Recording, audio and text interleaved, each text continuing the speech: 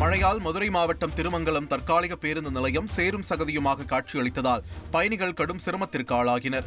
உரிய அடிப்படை வசதிகளை ஏற்படுத்தி தராமல் அவசரமாக தற்காலிக பேருந்து நிலையம் திறக்கப்பட்டுள்ளதால் கடும் அவதிக்குள்ளாக நேரிட்டுள்ளதாக குற்றம் சாட்டியுள்ள பயணிகள் சம்பந்தப்பட்ட அதிகாரிகள் உடனடியாக நடவடிக்கை எடுக்க வேண்டும் என்றும் கோரிக்கை விடுத்துள்ளனர். திருவள்ளூர் மாவட்டம் பொன்னேரி அடுத்த வெள்ளிவாயல் சாவடி கிராமத்தில் பொன்னேரி சார் ஆட்சியர் ரவிக்குமார் தலைமையில் வெள்ளத்தால் பாதிக்கப்பட்ட மக்களை போர்க்கால அடிப்படையில் மீட்கும் பாதுகாப்பு ஒத்திகை நிகழ்ச்சி நடைபெற்றது.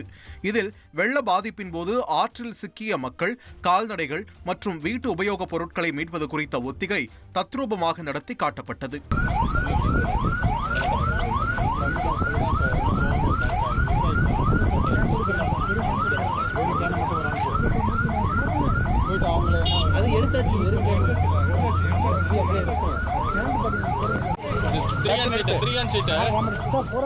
சேலம் மாவட்ட ஆட்சியர் அலுவலக வளாகத்தில் பாய் தலையணையுடன் குடியேறும் போராட்டம் நடத்திய சம்பவம் பரபரப்பை ஏற்படுத்தியுள்ளது. சேலம் மாவட்டம் மாசிநாயக்கன்பட்டியில் 50க்கும் மேற்பட்டோர் வசித்து வருகின்றனர்.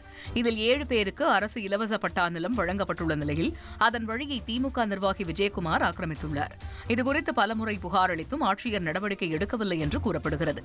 இதனால் அதிர்ச்சியடைந்த பாதிக்கப்பட்டவர்கள் தரப்பு ஆட்சியர் அலுவலகத்தில் பாய் தலையணையுடன் குடியேறும் போராட்டத்தில் ஈடுபட்டனர். தடுத்து நிறுத்திட்டு இருக்காங்க. ஒரு நிர்வாகிகளும் வேலை செய்ய மாட்டேங்கிறாங்க, ஒரு அரசு அதிகாரிகளும் வேலை செய்ய மாட்டேங்கிறாங்க. இவங்க அரசு அதிகாரிகளா இல்ல திமுக நிர்வாகிகளானே தெரிய மாட்டேங்குது. அந்த அளவுக்கு தான் மோசமா இருக்கு. இன்னும் அந்த வழிபாதை யாராருக்கு எந்த வழிபாதைங்க 1963 பட்டா கவர்மெண்ட் 68 சென்ட் கொடுத்துட்டாங்க. 68 சென்ட் கொடுத்துட்டாங்க. நானும் இந்த மாதிரி எத்தனை தடவை உட்காந்து இந்த தடவை எதிர்க்கிற மாதிரி வழிபாதை உங்களுக்கு என்னென்ன பாதிப்பு இருக்கு? எங்க விவசாயம் 7 குடும்பம் விவசாயம் இருங்க. 7 குடும்பத்தோட விவசாயம் இல்லைங்க. 7 குடும்பம் இன்னைக்கு வந்து சோத்துக்கு இல்லாம இருக்காங்க.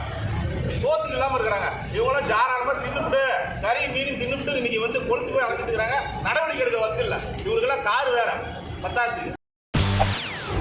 செய்திகளை உடனுக்குடன் தெரிந்து கொள்ள உடனே சப்ஸ்கிரைப் பண்ணுங்க.